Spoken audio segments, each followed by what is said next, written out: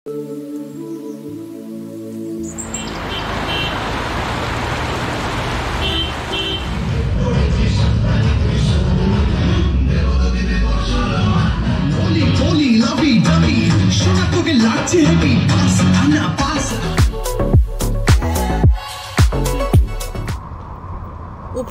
অঞ্চলে নিম্নচাপের কারণে ঢাকায় তখন অবিরাম বৃষ্টি। আমরা বেরিয়েছিলাম আমাদের পরবর্তী ট্যুরের বাস টিকিট সংগ্রহের জন্য, কিন্তু গাবতলীতে কাজ সেরে সেই দুপুরে মনে হলো বৃষ্টিটা একটু উপভোগ করে আসি। কোথায় যাব ভেবে রওনা হলাম আরিচার দিকে, তবে একটু ভিন্ন পথে। যাবার পথে কোথায় কোথায় গেলাম দেখতে আমাদের সঙ্গে থাকুন। আর হ্যাঁ, সাবস্ক্রাইব করতে ভুলবেন না যেন।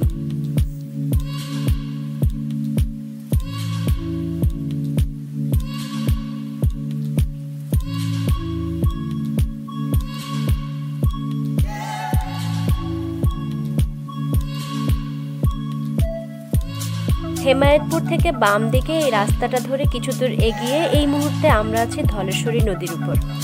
বৃষ্টি সম্ভবত সারাদিন পড়তে পড়তে ক্লান্ত, তাই সামান্য জিরিয়ে নিচ্ছে। আমরাও খানিক বিরতি নিয়ে নিলাম। এরপর আমরা এগোবো সিংগাইরের দিকে।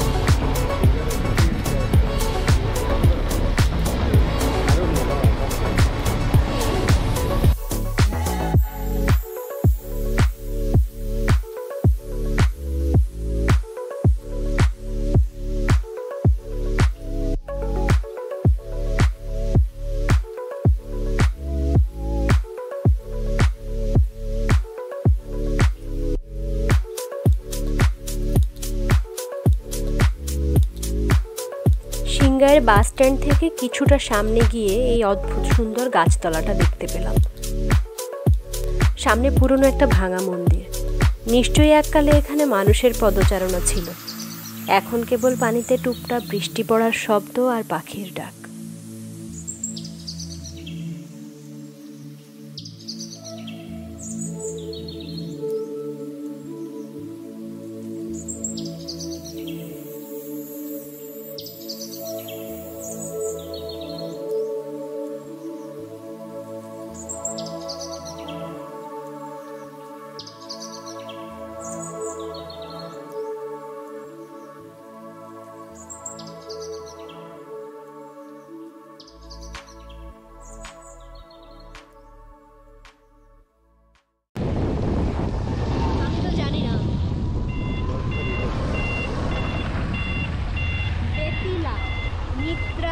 ইউনিয়ন পরিষদ, আর এটা হচ্ছে মানিকগঞ্জ।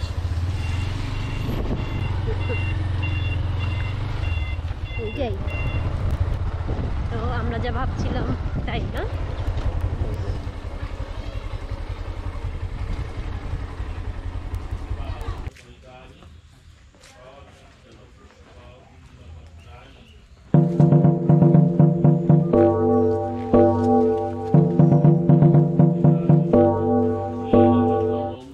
আজ পঞ্চমী, দুর্গাপূজার প্রস্তুতি চলছে। তবে আমরা খুঁজছিলাম অন্য কিছু।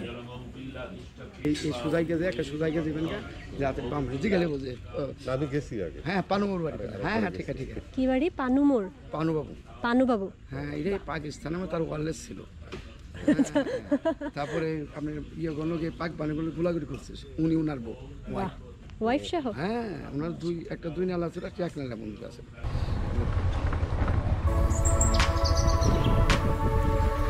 এখন আরেকটু ভিতরে যাই নাকি? না, এই বাড়িটা সেই বাড়ি না। পথের মাঝে পড়ে থাকা একটা পরিত্যক্ত বাড়ি দেখে মনে হলো একটু ঢু মেরে আসি। পুরনো বাড়িগুলো অদ্ভুত সুন্দর, ভাবতে অদ্ভুত লাগে যে এখানে এককালে মানুষ বসবাস করত আর এখন কেউই নেই।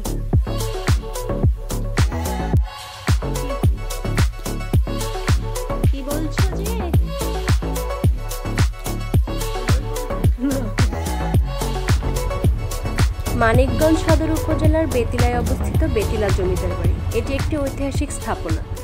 সবুজ ঘেরা বেতিলা গ্রামের মাঝ দিয়ে বয়ে যাওয়া বেতিলা খাল দিয়ে একসময় বিভিন্ন মহাজনী নৌকা ও বজরার যাতায়াত ছিল। বেতিলা খাল দিয়ে ধলেশ্বরী ও কালীগঙ্গা নদীতে সহজেই যাওয়া যেত।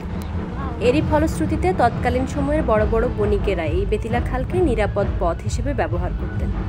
অত্র অঞ্চলের অন্যতম বণিক সত্যবাবুর বসত বাড়ি লোকমুখে বেতিলা জমিদার বাড়ি হিসেবে পরিচিতি লাভ করে। অজপাড়া গায়ে এমন বিশাল আকারের দালান ও আভিজাত্যের প্রকাশ স্থানীয়দের কাছে জমিদারি থেকে কম ছিল না। স্থানীয় বাসিন্দাদের মতে কলকাতার বণিক জ্যোতিবাবু ছিলেন বেতিলা জমিদার বাড়ির পূর্বপুরুষ। ধারণা করা হয় পাটের ব্যবসার সুবিধার জন্য তিনি এই জমিদার বাড়িটি তৈরি করেন। জমিদার বাড়িতেও চলছে দুর্গাপূজার উৎসব।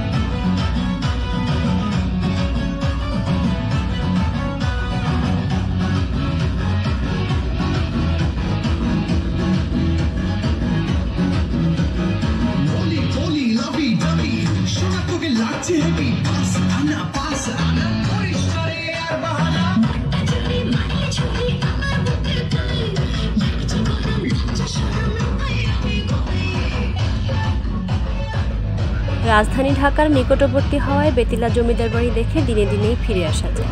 রাজধানী ঢাকার গাবতলী বাস টার্মিনাল হতে নীলাচল, পদ্মা লাইন, সেলফি প্রভৃতি পরিবহনের বাস মানিকগঞ্জের উদ্দেশ্যে ছেড়ে যায়। মানিকগঞ্জ বাসস্ট্যান্ড থেকে বেতিলা বাসস্ট্যান্ড যাওয়ার বিভিন্ন বাইক, বেবি ট্যাক্সি ও বাস রয়েছে।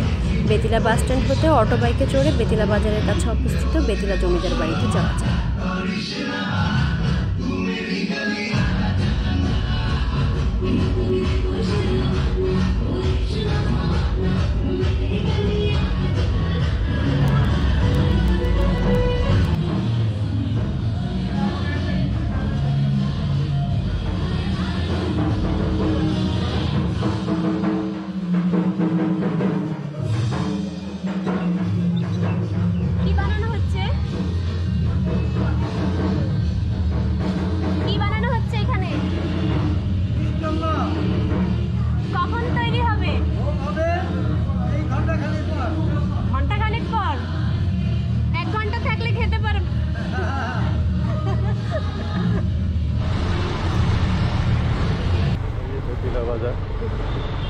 আমি এদিকে ঢুকতে চাইছিলাম, না ঢুকছি তো বাই চান্স যদি এটার কানেকশন না থাকে। এখন এদিকে গেলে আরিচা আধুনিক হোটেলে চলবে না,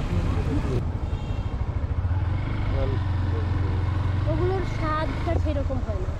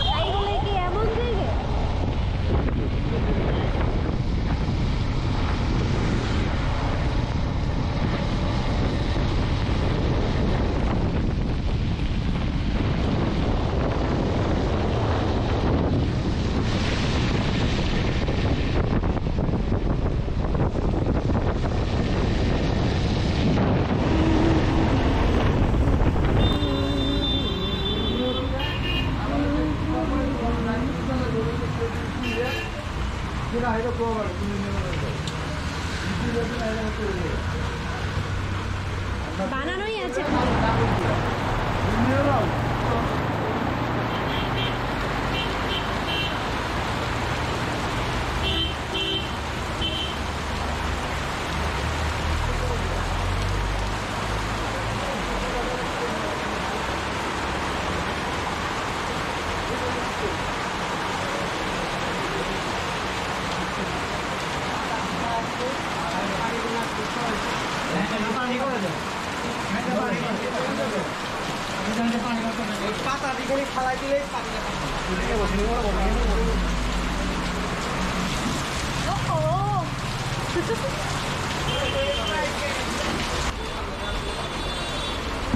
অতঃপর বৃষ্টির হাত থেকে বাঁচতে আমরা এমন এক জায়গায় আশ্রয় নিলাম যে নিজেই কিনা বৃষ্টির জ্বালায় জর্জরিত। তবে ক্ষুধা পেটে কাঁচামরিচ দিয়ে সিঙ্গারা খেতে কিন্তু অমৃত লাগছিল।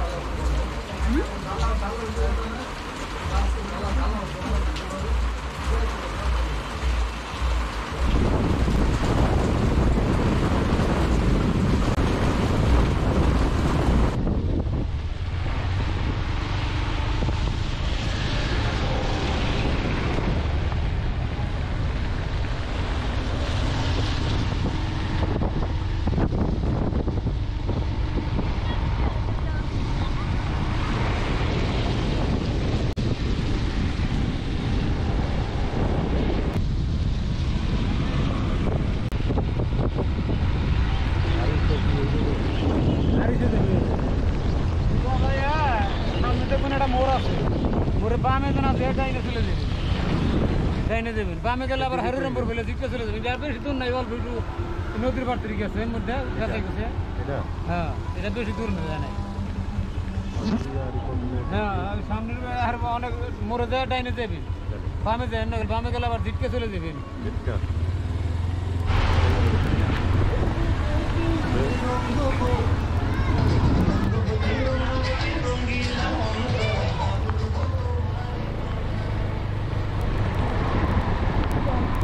আরিচা যাবার জন্য বেতিলা ব্রিজ পার হয়ে আমরা এই রাস্তাটা ধরলাম।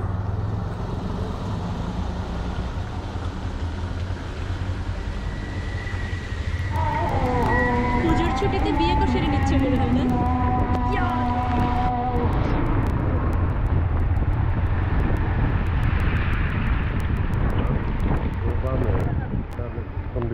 পাটুরিয়া ডানে। হ্যাঁ,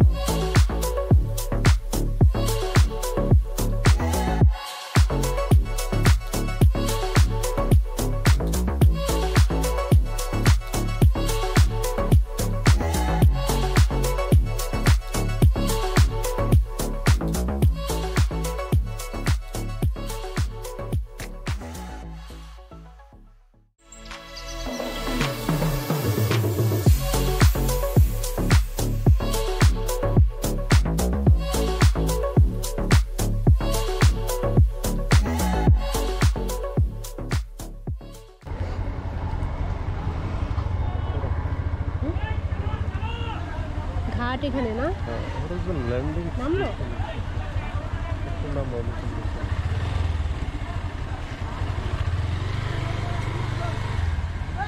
ওই পাশে একটু যাই।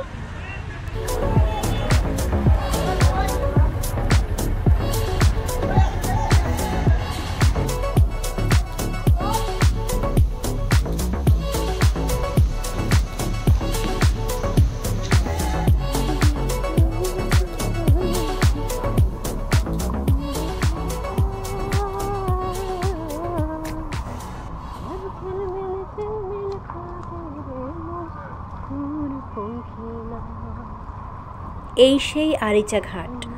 আমরা দুজন 11 বছর আগে একবার এই ঘাটে এসেছিলাম, কিন্তু 11 বছর পর এই ঘাটে এসে এখন তাকে আর চেনার কোনো উপায় নেই। সব কিছু এতটা বদলে গেছে যে বলে না দিলে হয়তো আমি চিনতেই পারতাম না যে এখানে আমি আগেও এসেছিলাম। আমরা তো স্মৃতিকাতর হয়ে এখানে চলে এলাম। আপনাকে ধন্যবাদ বৃষ্টি মাথায় নিয়ে আমাদের সঙ্গে এত দূর আসার জন্য। বিদায় নেবার আগে আরেকবার বলে যাই, ভিডিওটি ভালো লাগলে সাবস্ক্রাইব না করে যাবেন না কিন্তু।